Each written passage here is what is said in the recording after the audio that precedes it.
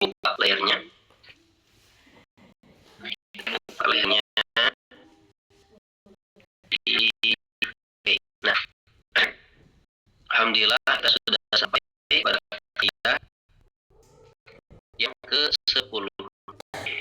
Mungkin baca kaidah yang ke-9, itu kaidah yang berbunyi ya jama'a amran min jinsin wahidin walam yakhtalif maqsuduhuma dakhala ahaduhuma al-akhari ghadibah. Dengan furu-furunya, dengan beberapa contohnya yang kemarin sudah kita bacakan. Idza ijtama amron, apabila berkumpul dua perkara, min jinsin wahid, dari jenis yang satu, walam yakhtalif maqsuduhuma, dan tidak berubah atau tidak berbeda tujuannya, maka dakhala ahaduhuma fil akhari ghaliba, maka salah satunya masuk kepada yang lain ghaliba secara umum atau secara global. Maksud dari kaidah ini adalah ketika ada dua ibadah yang tujuannya sama. Misal dalam sholat ada dua ibadah, yaitu sholat tahiyatul masjid dengan sholat fardu, dengan sholat berjamaah fardu. Dan makmum masbuk ini pas masuk itu dia ingin sholat tahiyatul masjid, sudah niat, tapi karena melihat makmum yang lain dengan imam sudah sholat berjamaah, maka dia langsung saja untuk berjamaah dan dia sudah mendapatkan pahala tahiyatul masjid. Idza ijtama amron, jika berkumpul dua perkara, min jinsin wahid, dari jenis yang satu, yaitu jenis sholat, termasuk yaitu ketika pada hari berpuasa, misalkan berpuasa qadha, ya, ibu-ibu atau santriya berpuasa qadha, ada puasa Ramadan yang belum terbayarkan, maka di qadha setelah Ramadan.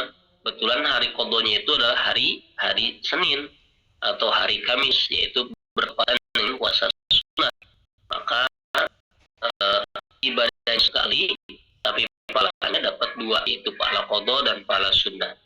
Idza ijtama amron, jika berkumpul dua perkara, min jinsin wahid, dari jenis yang satu, puasa tadi ya, dan tidak berbeda tujuannya, yaitu berpuasa, maka yang satu masuk kepada yang lain, artinya dikerjakannya sama, dikerjakannya bersamaan dan dapat dua pahala. Wah, kaidah itu adalah kaidah ke-9. Langsung kepada kaidah ke-10. Kaidah ke-10 adalah kaidah yang berbunyi i'malul kalam aula min ihmalihi. Mana i'malul kalam aula min ihmalihi? Artinya adalah i'malul kalam, mengamalkan suatu ucapan, adalah aula, lebih baik, min, daripada ihmalihi, mengabaikannya. Mengamalkan suatu ucapan itu lebih baik daripada mengabaikannya. Oke, kita lihat contohnya seperti apa. Nah, ini kita lihat contoh yang pertama. Ma lau awsa bi tablin wa indahu tablul lahwin. Nah, apabila seseorang berwasiat dengan untuk memberikan suatu tabel itu drum ya, drum atau alat musik lah ibaratnya begitu. Nah, boleh tabel. Nah, wa indahu tablul lahwin. Nah, maka ternyata ketika berwasiat itu dilihat yang dia punya ternyata hanya tablul lahwin atau tablul harbin. Tablul harbin atau tablul lahwin itu adalah drum, bukan drum ya, di alat musik yang biasa dahulu di zaman jahiliyah dipakai, dipukul untuk memberikan semangat para prajurit gitu ya. Ini disebut tablul harb. Kalau tablul lahwin apa? Tablul lahwin itu alat yang dipakai untuk perkara yang lagu, perkara yang lahu. Mungkin kalau sekarang apa ya diibaratkan mungkin dengan kalau genang ya dipakai manfaat, alhamdulillah. Tapi seperti misal ala sabilil misal seperti gendang-gendang yang biasa dipakai di diskotik dan lain sebagainya, disebut tablul lahwin. Kalau tablul harbin yang biasa dipakai untuk atau menyemangati para prajurit dalam berperang dulu di zaman jahiliyah. Nah, apabila seseorang berwasiat, itu nanti tablul kita, nah, alat musik kita itu kasih kepada si fulan. Ternyata pas dilihat yang ia dapati atau yang keluarganya dapati adalah tablul lahwin atau tablul harbin, yang mana ketika memberikannya itu adalah makruh atau mungkin bisa jadi kepada haram ketika apa? Ketika yang diberikannya juga tidak bisa percaya untuk mengambil manfaat daripada alat tersebut. Maka ketika berwasiat dan ternyata yang didapatinya adalah tidak ada kecuali tablul harbin atau tablul lahwin tadi, maka sah boleh, wa humila ala jaiz, dan dihukumi boleh atau jaiz atau mubah. Kenapa? I'malul kalam, mengamalkan lebih baik daripada mengabaikan. Gitu ya. Nah, karena kan wasiat, jadi yang dilihatnya adalah wasiatnya. Meskipun yang yang diwasiatinya adalah perkara yang seperti tadi makruh lahun atau tablul harbin gitu ya, alat musik yang lahun atau sebagainya. Nah, ia kan tidak bermaksud demikian pada awalnya. Yang berwasiat ini maksudnya pada awalnya adalah memberikan apa? Memberikan alat musik secara umum, tapi pas didapati oleh ahli warisnya ternyata nggak ada lagi, tidak ada kecuali tablul lahwin, yaitu maka daripada enggak gitu dilaksanakan wasiatnya, mending laksanakan saja. I'malul kalam, mengamalkan ucapan itu aula, lebih bagus daripada mengabaikan. Contoh pertama. Kasus kedua adalah ketika dalam wakaf. Ketika seseorang memberikan wakaf, maka si A mewakafkan kepada si B, entah atau apapun itu yang sifatnya wakaf. Kemudian tidak ada, pas mau jumpa teh ternyata si B yang mau diwakafi teh tidak ada. Mungkin entah sudah wafat itu, karena teman-teman nanti kalau saya sukses waktu kecilnya, waktu mudanya, nanti saya akan wakafin ya, kita bekerja sama, saya di bidang ekonomi misalkan, ya kamu di bidang agama, biar nanti lembaga pendidikan kamu biar kita yang sokong, kata temannya, kata si A ini misalkan. Ketika maju ternyata menjumpai si B tapi ternyata udah wafat. Nah, maka apakah wakaf si A ini ditarik lagi karena udah wafat misalkan itu? Nah, kaidah berkata, maka i'malul kalam aula min ihmalihi. Jadi mengamalkan apa yang diucapkan lebih baik daripada mengabaikannya. Sama saja kepada anak keturunannya, sama saja. Termasuk ini sering di Indonesia ketika wakaf, lahan wakaf itu diambil lagi gitu ya, dengan dalih bahwasanya dulu kan orang tua saya mewakafkan ini kepada orang tua kamu, sedangkan sekarang orang tua kamu sudah wafat, berarti wakafnya sudah tidak berlaku lagi. Nah, ini pernah kita dengar Bapak Ibu santri-santriyah yang seperti ini. Apakah ini dibenarkan? Ini bertabrakan dengan kaidah yang kita pelajari, i'malul kalam aula min ihmalihi, mengamalkan yang diucapkan dalam konteks di sini tadi wakaf itu lebih baik daripada mengabaikannya. Biar kan sudah diwakafkan, meskipun yang menerima wakaf atau disebut ada muwakif, ada yang melaksanakan wakaf itu disebut Allahumma sholli, disebut apa Bapak Ibu namanya, saya lupa lagi. Ada muwakif, ada Allahumma sholli Nabi, disebut apa ya? Ada muwakif itu yang mewakafkan. Kemudian yang penerima wakafnya disebut ya salah. Ada istilahnya apa? Lagi di murajaah lagi. Nah, ketika yang menerima manfaat wakafnya ini sudah wafat pun, maka hukumnya tetap berlanjut. Sebab kan wakaf tidak bisa diperjualbelikan, gitu ya. Tetap berlanjut sampai apa? Sampai ke keturunannya.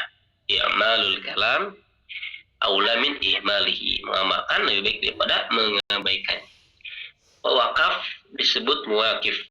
Adapun yang menerima wakaf, pelaksana wakaf, yang melaksanakan amanah wakaf disebut nadir. Hakada. Oke, itu contoh studi kasus kedua. Kasus ketiga adalah ketika seseorang man halafa, ini berjanji, dia berjanji annahu la yaqulu hadhihi nakhlah. Contoh dalam bab janji, misalkan dia berjanji bersumpah untuk tidak membakar pohon ini. Tsumma akala min samariha. Nah, kemudian biasa bersiasat. Nah, saya berjanji, saya tidak akan memakan pohon ini. Itu ketika berseteru misalkan dengan tetangganya, ini pokoknya pohon depan ini punya kamu, saya janji tidak akan makan ataupun daripada pohon tersebut. Ternyata dia makan apanya, buahnya atau pucuknya misalkan, maka hanif. Apa hanif? Berkhianat. Maka dia telah khianat terhadap sumpahnya atau terhadap tadi halifnya itu ya, terhadap janjinya, ingkar terhadap janjinya. Kenapa? Li'anna nakhla la yumkin aklu ainiha, karena sesungguhnya pohon nakhlah di sini, nakhlah itu pohon kurma, tidak mungkin dimakan semuanya.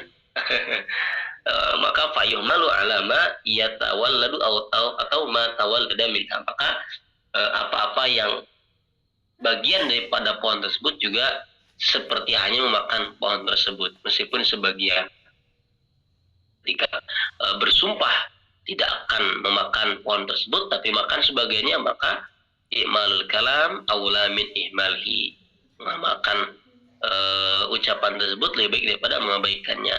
Artinya sumpahnya berarti gugur, gitu ya.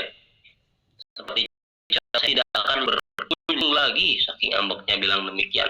Awas, tidak akan berkunjung lagi ke rumah kamu, misalkan tidak akan berkunjung lagi ke kampung kamu, misalkan. Ternyata masih ke situ, maka ini juga sumpahnya gugur, sumpahnya gagal, meskipun tidak nyampe ke mana, ke rumahnya misalkan, tapi nyampainya ke kampung tersebut secara umum, maka itu pun termasuk termasuk i'mal.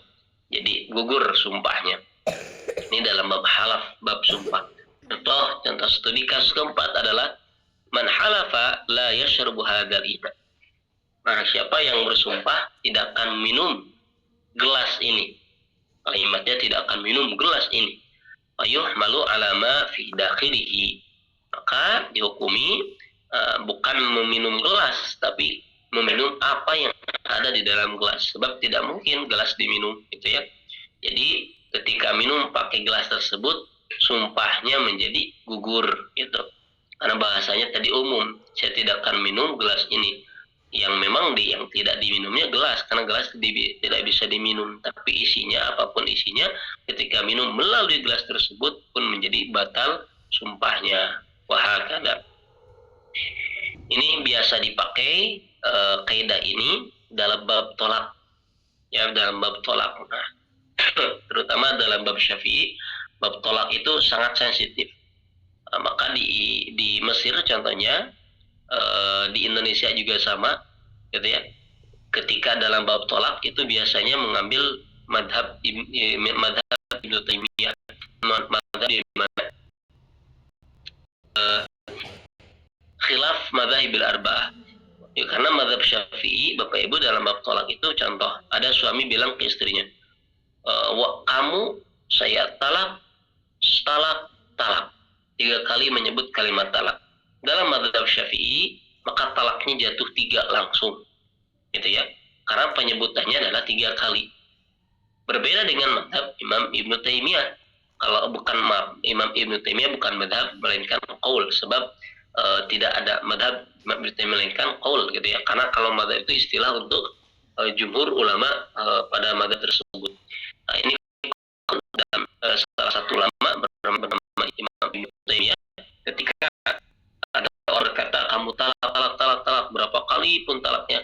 dibilang demikian, maka jatuhnya adalah talak satu.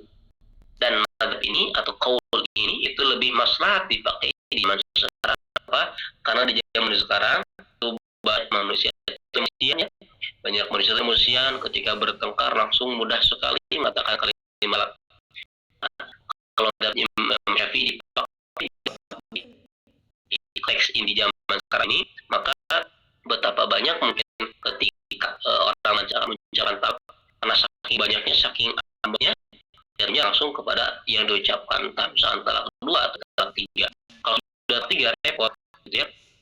Nah, maka kalau madhab atau qaul pada Imam Ibnu Taimiyah ini adalah tidak, berapa kali pun menyebutkan kalimat talaknya, kalau memang baru hari itu diucapkan atau baru kali itu diucapkan, maka turunnya tetap satu.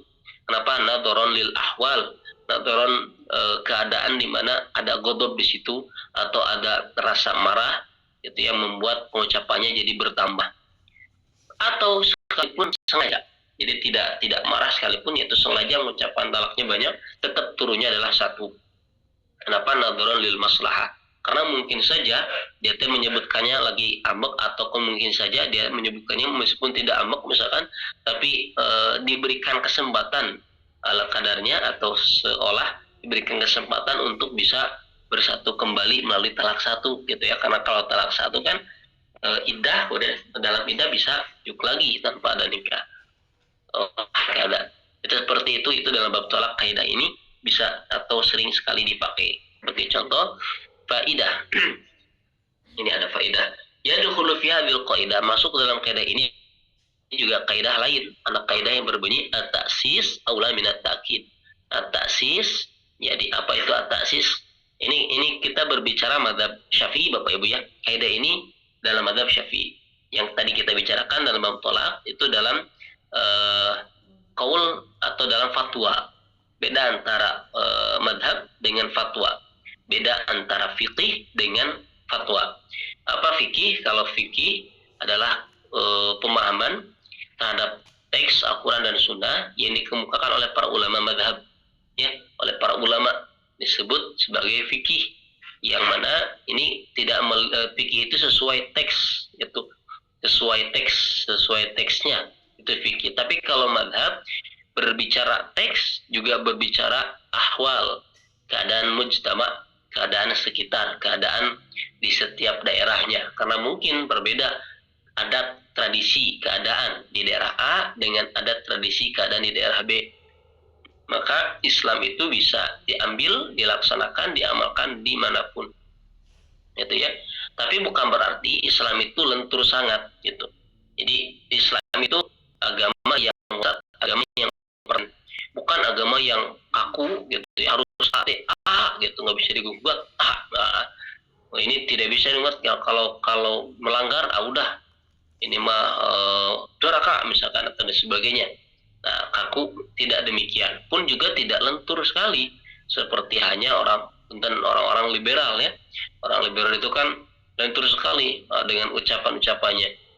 Di antaranya, ngapain pakai kerudung, yang penting mah hatinya soleh, hatinya solehah, nggak pakai kerudung juga, gitu ya. Bahkan kita dengan mendengar ucapan yang lebih berat, buat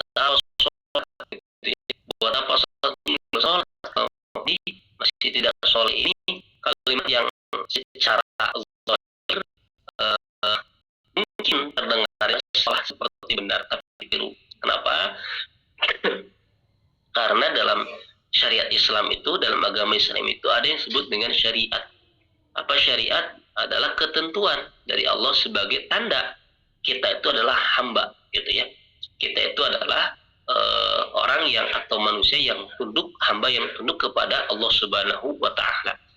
Jadi perlu difahami bahwasannya Islam atau agama yang Allah turunkan ini melalui ada keduanya, ada yang patut dicontohnya, itu Nabi Muhammad SAW sendiri pun melaksanakan syariat.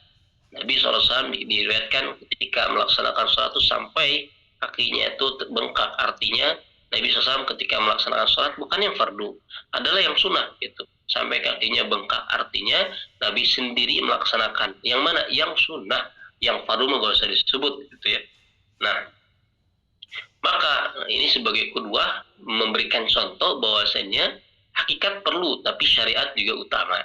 Dan ini menjadi kaidah Bapak Ibu santri-santria, jangan tergoda, jangan terlena dengan ucapan orang-orang di luar sana yang mana tadi seperti tadi ya, tidak ngapain di kerudung, tidak ngapain sholat kalau bla bla bla dan sebagainya. Itu adalah ucapan orang-orang yang liberal, ucapan orang-orang yang keluar batas, keluar syariat. Kenapa? Karena pegangan kita itu adalah bukan filsafat, ya. Pegangan kita itu bukan filsafat, tapi pegangan kita adalah Rasulullah Shallallahu Alaihi Wasallam.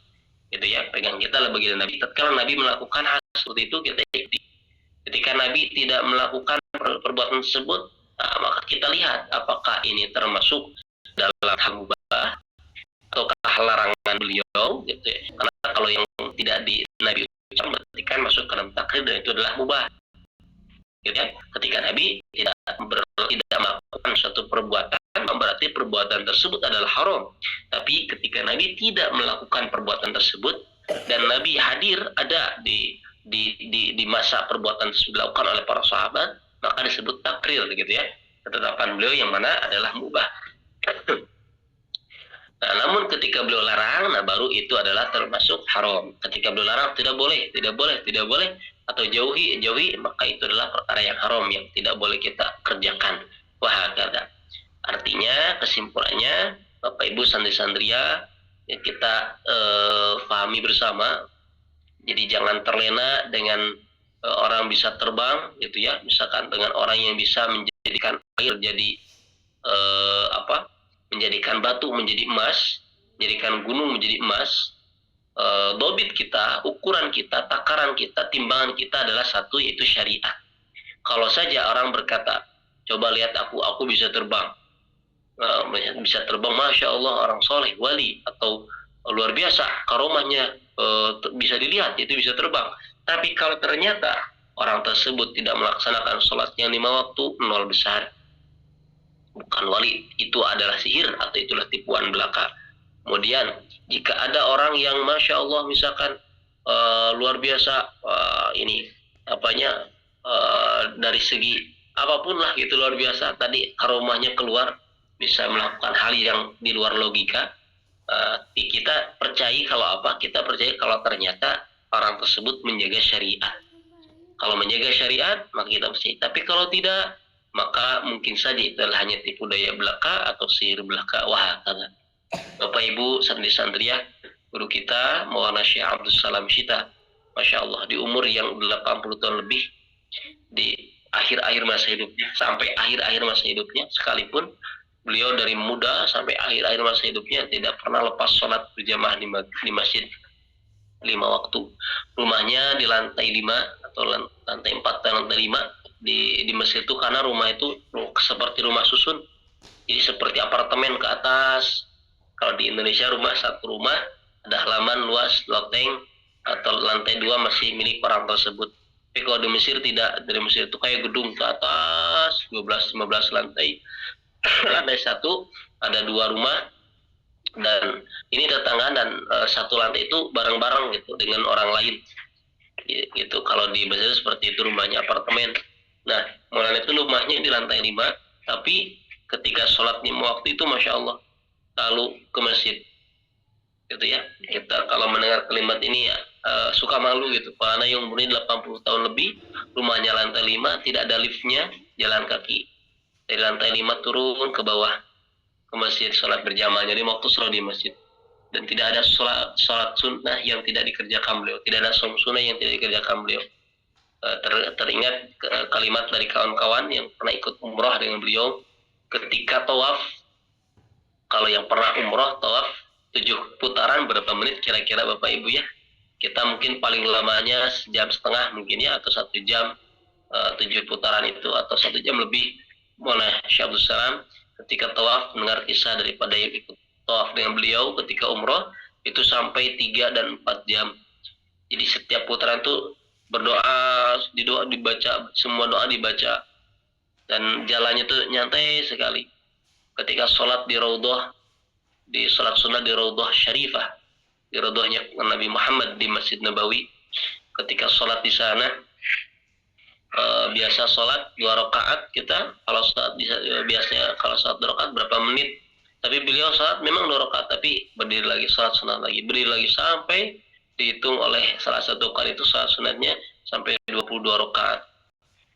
Padahal sudah sepuh, jadi yang di garis bawahinya sudah sepuh, tapi istiqomah ibadah dalam seperti itu. Nah, itulah di antara orang-orang yang menjaga syariat, itulah sejatinya sebenarnya adalah orang-orang yang karomah lah, demikian gitu ya. Karena karomah itu adalah bukan bisa terbang, bukan bisa membuat batu jadi emas, hal-hal yang luar logika. Justru karomah adalah apa? Senantiasa bisa beristiqomah.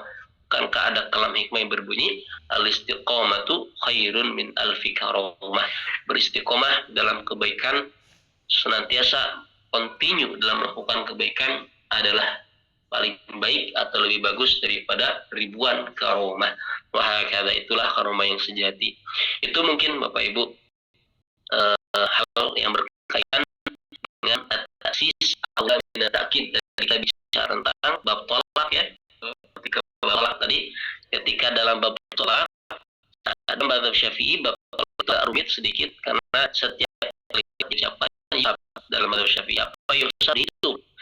Nah, mana tasis aula ta'kid contoh ketika misalnya balik lau qala limra'ati anti taliq, jika seorang berkata kepada istrinya anti taliq kamu kuta, anti taliq kamu kuta 2 kali, lawan witakidan walaupun ya walam yanwi takidan, maaf, walam yanwi takidan,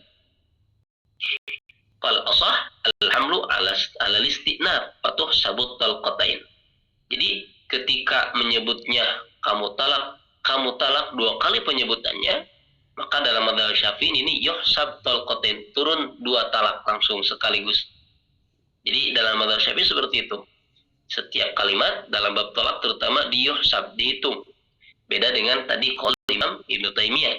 Dan qaul Imam Ibnu Taimiyah berapa kali bentuknya karena salah kan, atau dalam keadaan tersayat sekali kamu talak berapa kali talaknya, maka kesimpulannya ya, dan itu yang dipakai di Mesir mobil khusus dalam bab fatwa.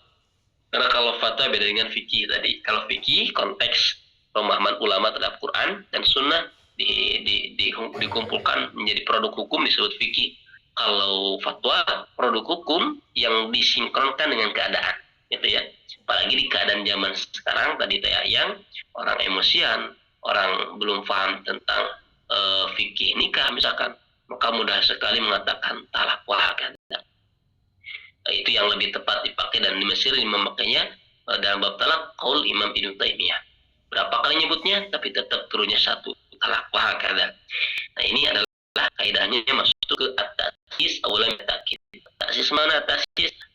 Tasis mendirikan aula lebih baik min ta'kid daripada menguatkan. Gitu ya. Wahakad. Jadi mendirikan artinya membuat hal baru. Mendirikan ini di sini kan 2 kali, berarti 2, ini yang 1 udah, yang kedua berarti hal yang baru. Itu lebih baik daripada at-ta'kid, menguatkan. Jadi bukan berarti anti tolik 2 kali nyebut toliknya bukan berarti menguatkan yang pertama, bukan. Tapi dalam mazhab Syafi'i disebut sebagai hal baru, berarti 2 talaknya.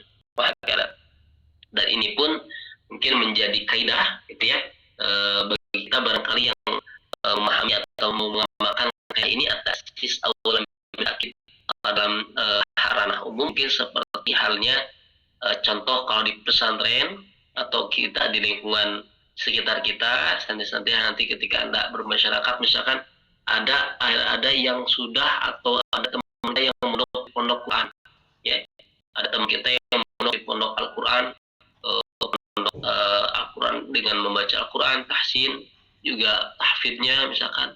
Nah, ini kita memondok juga misalkan. Maka kalau Anda senang ya silakan, tapi kalau Anda bingung maka bisa ambil kaidah ini. Maksud senang di sini apa? Ketika Anda senang juga kepada Al-Quran, udah aku mau seperti dia di pondok Quran juga, di pondok tahfidz juga, mau nggak kalau memang senang. Tapi kalau bingung pilih mana nih ya, maka kaidah ini bisa kita perhitungkan. Atasis awalnya memilih hal baru gitu ya, itu lebih bagus daripada menguatkan yang sudah ada. Ya, maka memilih hal baru berarti kita mondoknya cari pesantren lain gitu, nuansa baru atau cari cara ya di kampung teh bervariasi, ada yang bisa Quran, ada yang bisa fikih, atau ada yang bisa gramatika bahasa Arab dan sebagainya. Itu lebih baik. Dan ini adalah kaidah dalam mazhab Asy-Syafi'i. Karena kaidah ini kan kemarin kita pernah bahas di awal, ada kaidah kabirah. Artinya kaidah ini bukan kaidah yang disepakati oleh semua ulama gitu ya. Karena dalam mazhab lain mungkin terbalik, at-ta'kid awla min at-ta'sis, bisa jadi dalam mazhab lain gitu ya. Tapi karena kita sedang berbicara mazhab Asy-Syafi'i, at-ta'sis awla min at-ta'kid. Membuat hal yang baru adalah lebih bagus daripada menguatkan yang sudah ada. Wahakadha, ini adalah kaidah ke 10 ya dari kaidah kubro, kaidah kabirah. Kemudian kaidah yang ke-11 adalah kaidah yang berbunyi al-kharaju bid-dhaman. Mana al-kharaju bid-dhaman? Al-kharaju artinya keuntungan, boleh, atau hasil, adalah bid-dhaman, mutlak milik orang yang menanggung risiko. Dhaman, bab dhaman dalam fikih muamalah ada bab dhaman. Dhaman itu jaminan ya, jaminan atau bahasanya yang menanggung risiko, boleh. Jadi al-kharaju bid-dhaman, keuntungan atau hasil adalah milik orang yang menanggung risiko. Apa maksud daripada kaidah ini yang mana diambil dari sabda Nabi sallallahu alaihi wasallam, al-kharaju bid-dhaman? Maksudnya adalah kita ambil contoh di bab jual beli. Kita lihat nomor 1, alladzi yantuju minal mabi'i min thamaratin wa ghiriha kullu dzalika lil mushtari. Yang dihasilkan dari yang dihasilkan dari perkara yang sudah dibeli, entah itu min thamarah, dari buah-buahan ataupun manfaatlah secara umum, kullu dzalika lil mushtari, semua itulah milik siapa? Milik si pembeli. Nah, seperti contoh, kama nishtara syatan, seperti contoh orang yang membeli domba, membeli domba, wahalaba labanah, dan memeras air susunya. Jadi si banyak misalkan kambing etawa yang ada susunya, beli domba, beli kambing etawa yang ada air susunya, kemudian diperas air susunya. Nah, fasyariba minhu, diambil manfaatnya dengan diminum air susu tersebut atau dijual, entah itu, yang penting manfaatnya diambil. Tsumma, kemudian wajada aibat biha, kemudian setelah itu si pembeli ini mendapati aib di mana di kambing etawa yang ia beli.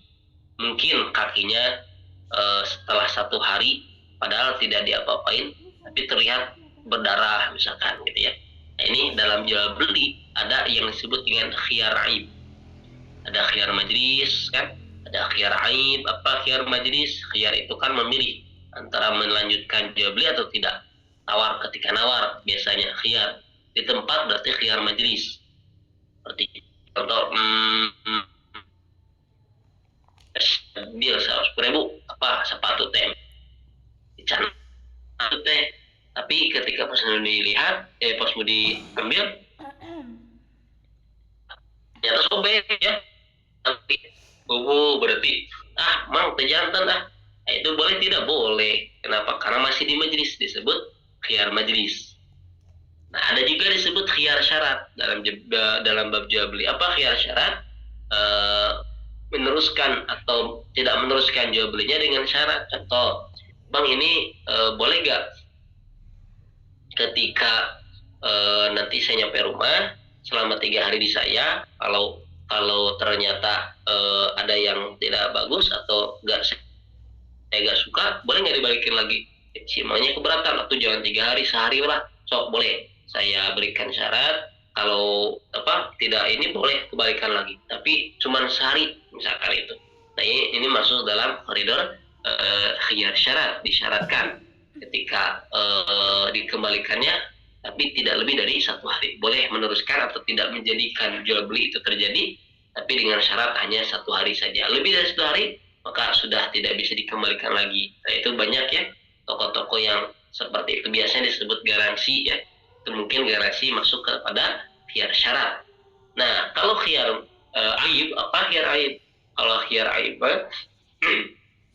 khiyar aib adalah di mana tatkala ditemukan dalam barang yang dibeli itu adalah suatu hal yang cacat, segera dikembalikan. Dan syaratnya atau ketentuannya itu harus segera, jangan dinanti-nanti. Apalagi kalau masih baru dibeli nyampe rumah, oh ini cacat nih, langsung balikan aja. Itu disebut khiyar aib. Boleh tidak? Boleh, karena kan tadi pas dijual mah si penjual tidak menjelaskan. Ini juga penting bagi para penjual, yang terutama santri-santri akhlak, misal ada yang jadi pebisnis, ketika Anda menjualkan produk, maka produknya ada aib sekalipun, sebutkan gitu ya. Contoh kalau di online, ya kan di online ya, yang mana di fotonya bagus, nggak ada aib gitu ya, nggak ada sifat jelek dari barang yang dijual. Tapi pas dikirim, wah, rusak. Artinya bukan rusak di jalan, tapi tidak sesuai ekspektasi. Itu kan berbohong berarti. Itu tidak boleh seperti itu ya. Nah, itu adalah contoh kasus ketika al-kharaju bid-dhaman. Maksudnya apa?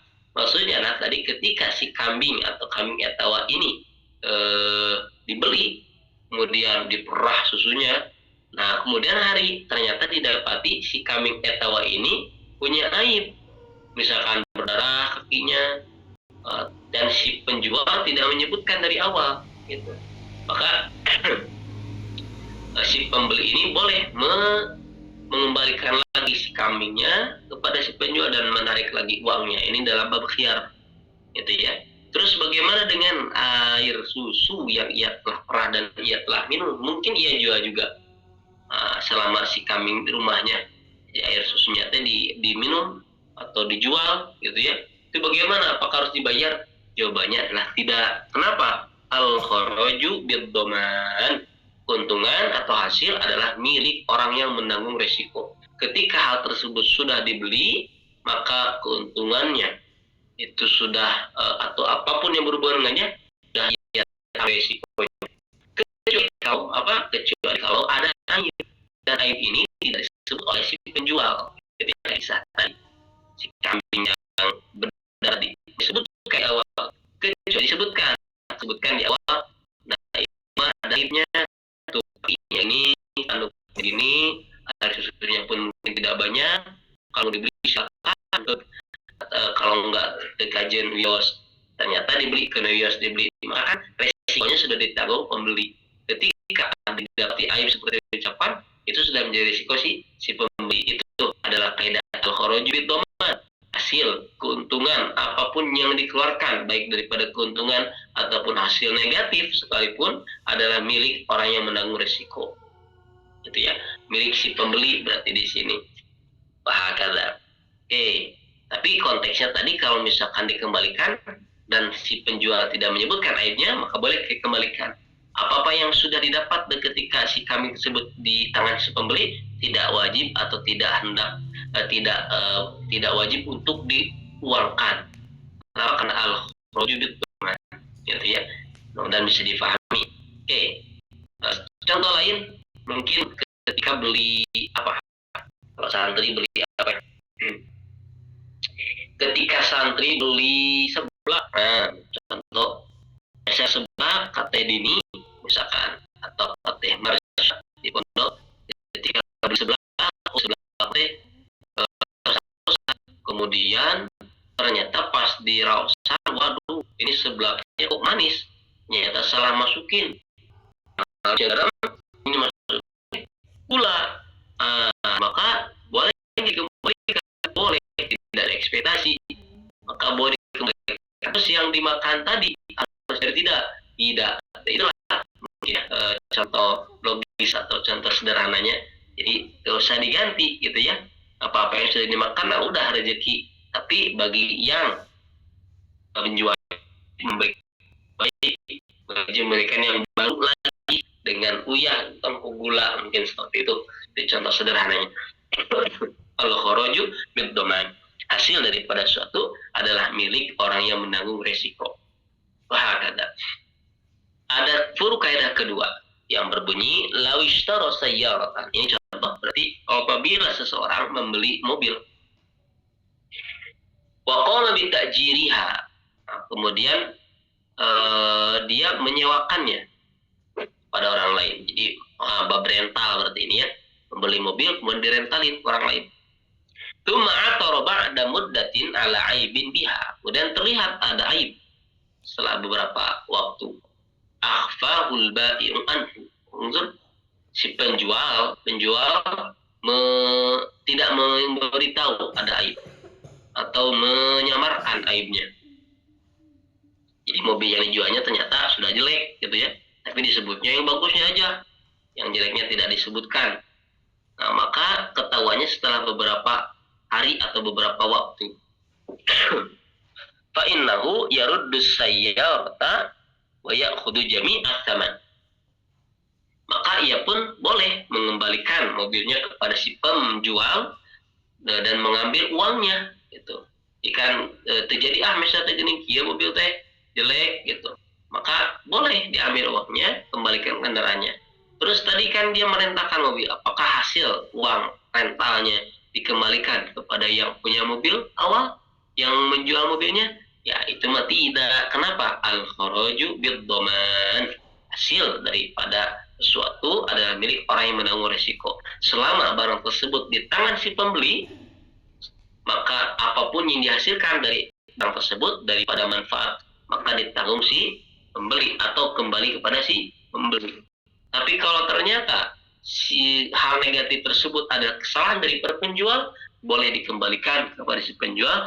Ia mengambil uang yang ia bayarkan sebelumnya dan hasil daripada tadi, entah itu disewakan dan lain sebagainya, dipakai Gojek dan sebagainya, Gokar dan sebagainya, maka tidak menjadi milik si penjual, melainkan milik si yang memegang resiko, yaitu pembeli di sini. Itu ya. Ini diantara contoh kaidah al-kharaju bid-dhaman. Mudah-mudahan bisa dipahami. Oke, selanjutnya insyaallah kaidah selanjutnya adalah kaidah ke-12. Kaidah yang berbunyi al-khuruju minal khilafi mustahab. Oke, ini kaidah yang penting, kaidah yang unik. Kita tidak supaya kita tidak terjadi khilaf, tidak terjadi pertentangan pendapat. Kalau perbedaan pendapat sudah masyhur dan sudah lumrah, tapi kalau menentang pendapat yang lain, itu yang kita hindari melalui kaidah ini, yaitu apa? Al-khuruju minal khilafi mustahab. Keluar daripada pertentangan, perdebatan adalah sunnah, gitu ya. Jadi ketika berdebat, justru lebih bagusnya adalah bukan dilawan, tapi al-khuruj keluar dari hal perdebatan, ucapan hal yang menimbulkan persatuan, gitu, menimbulkan kesamaan, gitu ya, tidak menimbulkan pertentangan wahakana. Nah, ini adalah perkara sunnah, justru hal-hal yang dianjurkan wahakana. Wabil mithal yattadihul maqal. Dengan contoh kita akan pahami kaidah ini. Contohnya pertama adalah apa? Yaitu yustahabul ityan bil madmadah wal istinsyaq fi ghuslil janabah. Oke, kita ini bicara madzhabul arba'ah berarti Bapak Ibu, karena dalam madzhab Syafi'i madmadah dan al-istinsyaq, yaitu berkumur dan masukkan air ke hidung, itu hukumnya sunnah. Kalau dalam mandi junub sama hukumnya adalah sunnah. Nah ya, meskipun dalam mandi junub, karena kan kalau dalam mandi junub cukup saja air tersebut mengalir ke seluruh tubuh. Tidak wajib air tersebut masukkan ke mulut berkumur, masukkan ke hidung. Al-istinsyaq itu tidak wajib dalam madzhab Syafi'i. Khilafan li madzhab Imam Abi Hanifah dan Imam Ahmad. Dalam madzhab Imam Abu Hanifah dan madzhab Imam Ahmad wajib hukumnya. Jadi bukan sunnah, melainkan wajib. Jadi bagi madhab Abu Hanifah dan madhab Imam Ahmad itu, ketika orang mandi junub itu wajib berkumur dan wajib memasukkan air ke hidung, gitu ya. Kalau dalam mazhab Syafi'i apa hukumnya? Sunnah. Nah, maka yustahabbu ta. Jadi kenapa Imam Syafi'i? Nah itulah. Kenapa Imam Syafi'i menyimpulkan berkumur dan memasukkan air ke dalam hidung itu adalah sunnah. Di antara kesimpulan Imam Syafi'i adalah supaya al-khuruj minal khilaf. Nah, ini di antara cara berpikir para imam Bapak Ibu ya. Karena Imam Syafi'i tahu ada mazhab lain yang mewajibkan. Dan saya tidak mewajibkan hal tersebut, kata Imam Syafi'i. Dan kami dalam mazhab Syafi'i itu tidak, kalimatnya bukan wajib. Maka supaya orang-orang tidak berselisih gitu ya, maka dianjurkan, disunahkan hal demikian. Jadi artinya apa? Maka yustahabut ityan, maka ketika mandi janabah hendaknya dianjurkan juga berkumur dan masukkan air ke hidung. Kenapa? Supaya sama dengan mazhab lain. Meskipun hukumnya beda, gitu ya. Yang lain kan wajib, kalau kita sunnah. Nah, jadi supaya sama, karena terlihat sama indah, gitu ya. Persamaan indah, meskipun di dalamnya berbeda. Tapi bagi orang yang paham, meskipun berbeda itu tidak menjadi pertentangan. Sungguh indah Bapak Ibu. Saya sampai saat ini masih mencari fotonya, sebab foto itu foto yang indah menurut saya pribadi. Cuman di HP ternyata sudah tidak ada, mungkin terhapus.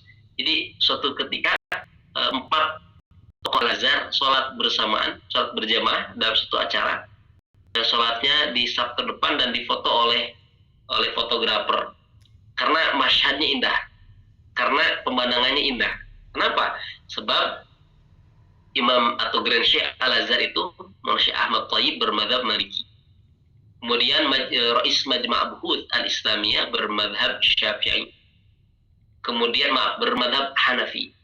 Kemudian ada salah satu kibar ulama Al-Azhar bermadhab Hambali. Kemudian Rais Majma' Buhut bermadhab Syafi'i.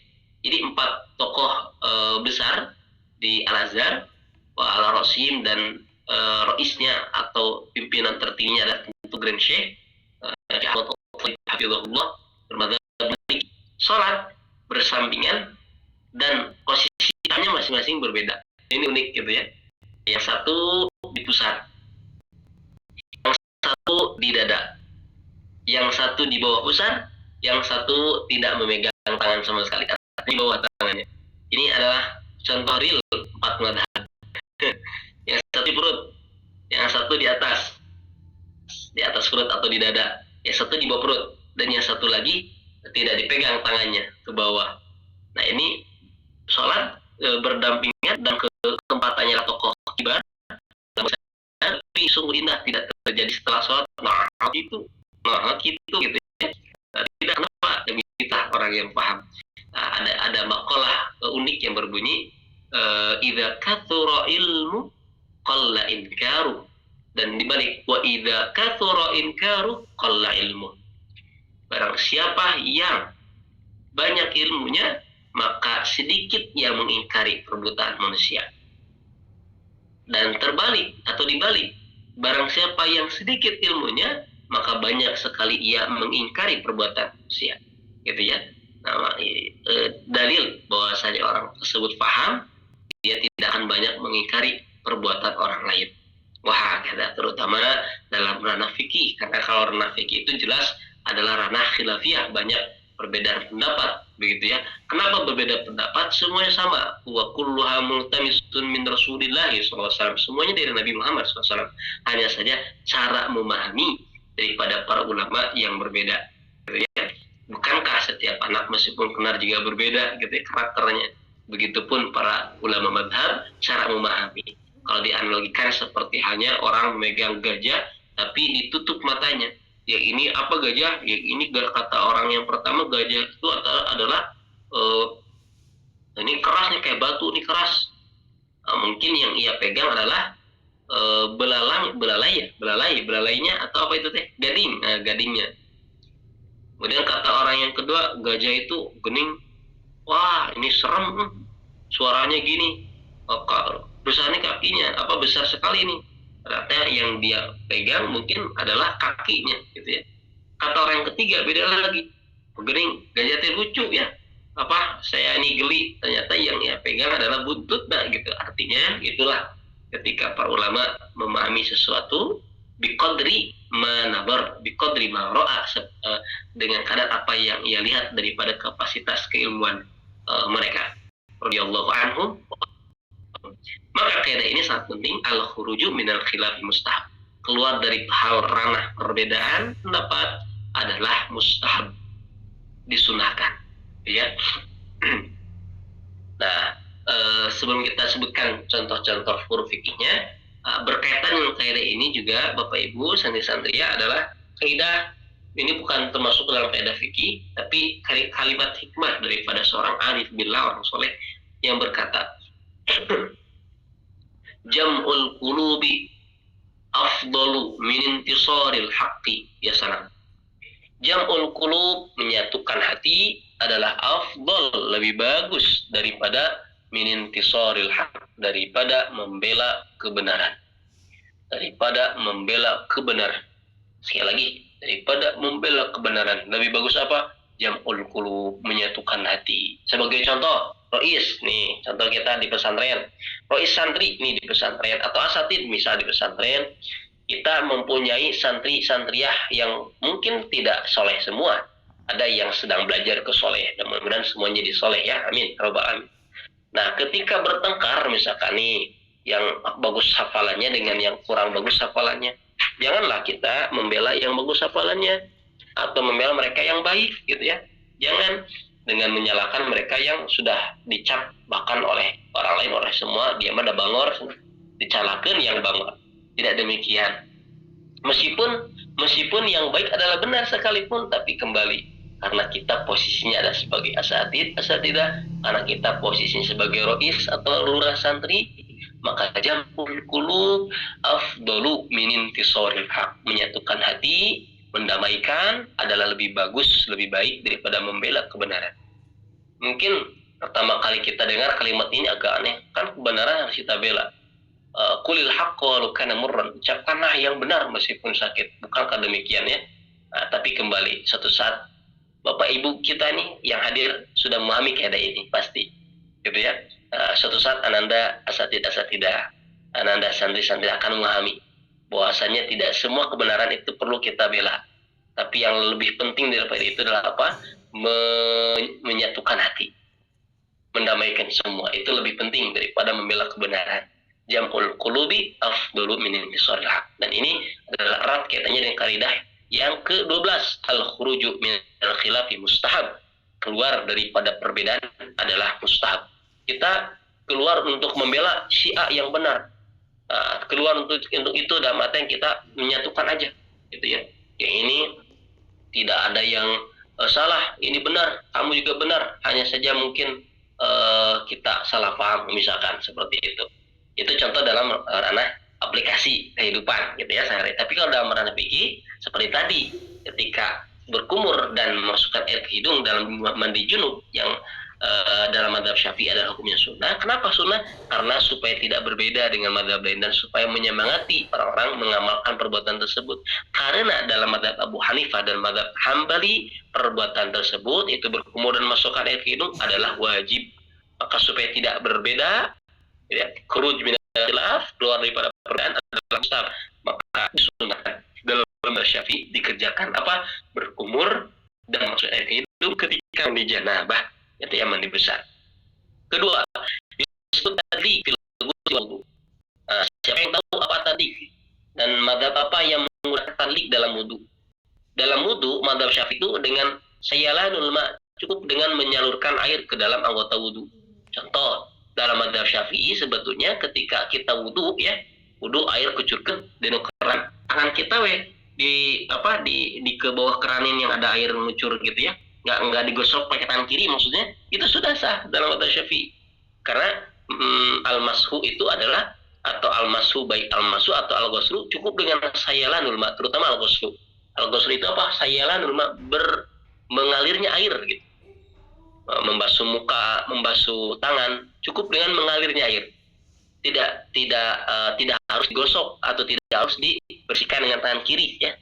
Nah, yang mewajibkan digosok atau mengusap dengan tangan kiri. Siapa? Madhab apa? Madhab Abu Hanifah. Tadlik disebutnya. Nah, maka karena di madhab kita tidak, di madhab yang lain diwajibkan, maka di madhab kita pun menjadi dianjurkan ketika wudu itu diusap ya, muka tangan diusap. Lebih abdulnya juga ditadlik apa tadi digosok, barangkali ada sela-sela, apalagi punten misalkan yang agak gemuk di sela-selanya, barangkali tidak masuk air ke situ gitu ya. Jadi digosok lah kata. Kenapa?